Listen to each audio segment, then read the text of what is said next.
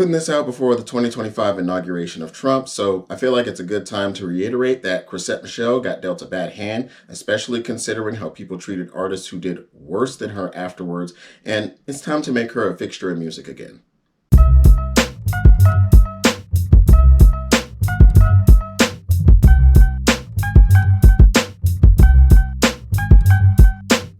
Back in the 90s, when physical media was still big, I used to read album credits and liner notes for every single album I bought, multiple times over, staring at just about any album's credits I liked for hours while the music played. I could tell you the real names of damn near every rapper, singer, the names of publishing companies, where the songs were recorded, and of course, who produced every track I listened to. This is where I was introduced to Kanye West. Being a fan of Mace, I bought the Harlem World group album, and the first actual song after the intro was called You Made Me, featuring Carl Thomas and Nas, produced by Kanye West, which for a while I thought was pronounced Kane. From there, I got the Jermaine Dupri album, Life in 1472, and the first song on that one is Turn It Out, featuring Nas. At that point, I was looking at him as somebody who always had dope beats and wasn't disappointed when I bought the Mad Rappers album, Tell 'Em Why You Mad. And that one had the song Stir Crazy featuring Eminem, and that was produced by Kanye as well. He also had spots on other albums from Foxy Brown, Lil' Kim. I even bought that infamous Syndicate album and first heard him produce and rap on the song What You Do To Me. From there, I caught a lot of his underground material on mixtapes in the early 2000s and the blog era. Some of my favorite songs from him were never properly placed on albums, like the original version of Eyes Closed and Is That Your Car? And one of my favorite beats from his is Philly Niggas, which he produced for Freeway and Beanie Siegel, that was strictly for the mixtapes and somehow made the jump to streaming. I'm not sure how they cleared that or anything. Genius Level Music 1 and 2 are some of my favorite mixtapes in general, and I copped his first 3 solo albums on the Tuesdays they dropped, as well as My Beautiful Dark Twisted Fantasy. It's fair to say I was a diehard Kanye fan for a good decade or so and knew his material inside and out, and don't even get me started on his production for other artists that blew my mind regularly. We would be here for a while. However, everything after that outside of Dark Fantasy was lackluster to me. I've hated 808s and Heartbreaks from the moment I heard it, and I'll never forgive the general public for letting autotune become a mainstay instead of a fad. Yeezus made my ears bleed, Life of Pablo was the epitome of mid, and even his guest verses were getting lackluster. Fun fact, I actually hate autotune so much I edited my own version of Swagger Like Us that removes his and Lil Wayne's verses. It goes hook, Jay-Z, hook, T.I., end. I say all this to let you know I was one of Ye's original stans. I never took his words as gospel or anything like that, but he seemed like a brilliant musician with pretty consistent quality output. I'm someone who would put others onto him during those early days when no one knew his name. I'm an OG Ye supporter, but unfortunately he went from someone I would check for and buy other people's projects because he was a part of it to an audio repellent. You can tell that people were refusing to tell him no, and even the ones who might be able to reach him were failing. I fully stopped listening to his music, even things I'd purchased long ago, and it was pretty easy with the overwhelming evidence laid out in front of me. But others didn't, and he started getting outlandish, and then Trump came around. Enter Chrisette Michele. Chrisette Michele Payne is the talented soul singer who caught our attention in 2007 with her song If I Have My Way and her debut album on Def Jam, I Am. Production and writing included Babyface, will.i.am, Salaam Remi, and John Legend on top of her co-writing every single song. That same year, she collaborated with Nas on his song Can't Forget About You, and the year before, sang the hook for Jay-Z's Lost One. Her second album, Epiphany, dropped in 2009, and in its first week hit #1 on the Billboard 200 with production and writing from Darkchild and Neo. So many heavy hitters work with her because she is immensely talented. All of the aforementioned names don't just show up out of nowhere, they work with quality, and I think Babyface has really never shown up on a debut album of someone we don't consider a legend now. While never hitting the superstar heights of Ye, Chrisette had a very respectable career. No one would ever doubt her writing talent or her voice, and every album included a standout that we would consider a standard. If I Have My Way, Be Okay, Epiphany, Blame It On Me, and a couple of forevers, those have been endlessly quoted and played, but never really played out. Each song and many more are a testament to what she's brought not only to soul music, but Black culture. Even without the huge sales, she's still a Grammy-winning singer who is always remarkable in her work. something that has been consistent to this day. Well, at least until we collectively stop talking about her due to the Trump inauguration ceremony. When Trump was elected the first time, nobody in their right mind, and for good reason, wanted any part of performing at one of his inauguration balls. The country was permanently divided, and the fact that Trump was elected with 3 million fewer votes broke a lot of people's faith in the Electoral College and voting in general. Countless artists were invited to perform, and just about all of them turned the offer down. Chrisette Michele, however, not only accepted the invitation, but also justified her reasoning in the face of adversity leading up to the actual performance. She wasn't going in as a Trump supporter, she was going in as a bridge, as she stated, between the two sides of the aisle. She hadn't voted for him, but she was willing to sing a song wearing African-adorned pieces, and she wasn't alone.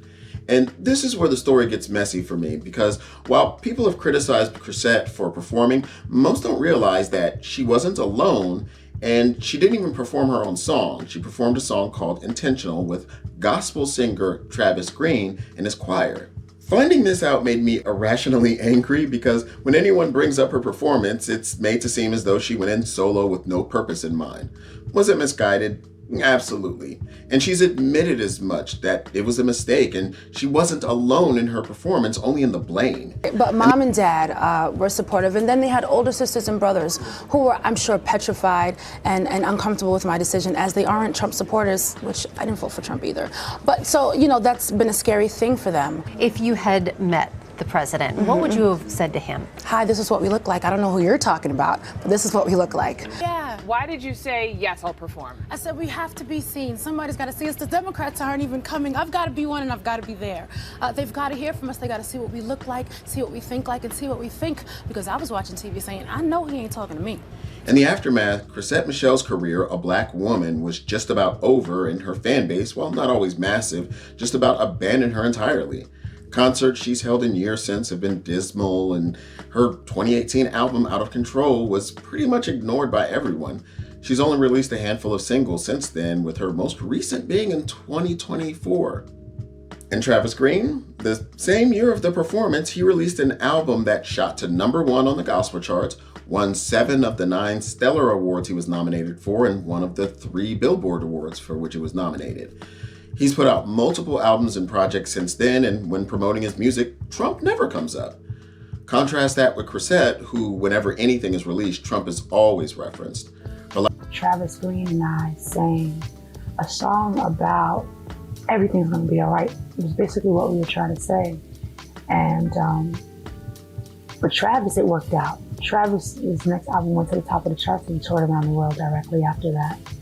And for me, it didn't. And so what I learned was so many things. Sometimes when you're trying to fix things, you're fixing from a place of brokenness. Mm-hmm. My place of brokenness was, I'm just an R&B singer. Nobody knows I have a brain. Nobody knows I can help. Nobody knows I have something to say. Maybe this is the opportunity where I lend myself to an issue, something that's scary, something that's uncomfortable. I think there was a wound there that I was speaking from. And then the other side was, like I said, that illogical optimism where you're like, I can help. And you can't. The last album, released in 2018, explored themes about things that she had learned in the time since the performance, including a moving track called Black Lives Matter, where she directly addresses detractors of the movement. Instead of this becoming a new anthem, people don't even know it exists and won't give her a chance, even though she's acknowledged the mistake, and she's been trying to create more career-defining music ever since. Even the critics agree that the quality of her work hasn't slipped a bit, just only her exposure. So with all of this said, why are people still giving Ye a pass? He was mostly silent through the election process and its aftermath, but then he popped up and he never truly stopped praising Trump at almost every turn, stating he loves his dragon energy and meeting Trump face to face, something Chrisette never did. He's met with Trump at least twice publicly, and his wife at the time, Kim, worked with Trump to release Alice Johnson from prison. Ye was regularly wearing MAGA hats and referencing it in songs, and honestly, making his music not great anymore. And yet, really, he hasn't made great music in a while. Like, do y'all remember the rollout for The Life of Pablo? Like, the music was hit or miss on an overly long album, and he kept editing it week after week. And then there was that weekly release of 7-song albums from himself, Pusha T, Tiana Taylor, Nas, and Kids See Ghost, which produced a spotty at best list of tracks that only proved that he was running on E, trying to force material out instead of just, actually sitting with it and making it good. Meanwhile, his dumbass started riding Trump harder and said the infamous "slavery was a choice" line while being confronted by Van Lathan at the TMZ offices. He's been anti-Semitic, hanging out with and employing literal Nazis to work with them, wearing their merch and not apologizing for expressing anything in the slightest bit of remorse for disrespecting a lot of people with reckless abandon. And in the face of all this Trump support, he got about 100 artists and producers to help him on his album Donda in 2022 and got a gold album for Vultures in 2024. Huh? Cancel culture hasn't worked on any man. It worked on Chrisette Michele, though, and a black woman, of course. Cancel culture in and of itself, which I don't feel is an actual movement despite people getting mad about it, is in theory supposed to hold people accountable for their actions and misdeeds. It's supposed to say, hey, we can't give you any more press again or give you any support or money until you fix what's wrong with you. And yet this never seems to be the case. Travis Green, as we can see, is thriving after his Trump performance. Ye got so much press, interviews, and streams for the albums to the point that he got more famous in the wake of all of this. And hell, he's not the only one. 50 Cent is currently on a press tour after producing a new movie and his successful final music tour last year. Waka Flocka still has millions of monthly listeners despite proving over and over that he's not all there and supporting Trump. People were recently campaigning for Lil Wayne to give us an underwhelming performance at the Super Bowl, and Kodak Black and Fivio Foreign made a song featuring Trump. Kodak has literally pleaded guilty to various assaults and has been in jail over it. He's one of the most listened to artists on Spotify, though, along with Kanye.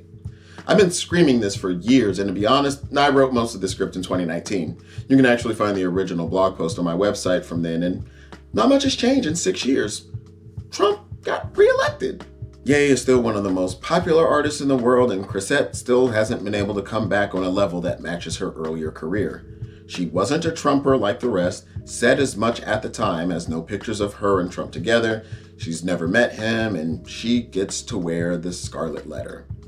I wish we would punish shitty men like we do the women who make the mistake of existing. Peace to hip hop, peace to you and yours, and stream some Chrisette Michele music. She's got some new singles out, and her music's still good and holds up. And her political views, even though on record in certain interviews she made some mistakes, it holds up a lot better than some of these problematic faves. I'll see y'all on the next one.